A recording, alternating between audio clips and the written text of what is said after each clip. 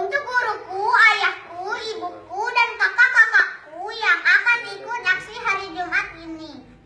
Kami berdoa semoga Allah selalu melindungimu. Jaga dirimu, jaga kesehatanmu, agar tetap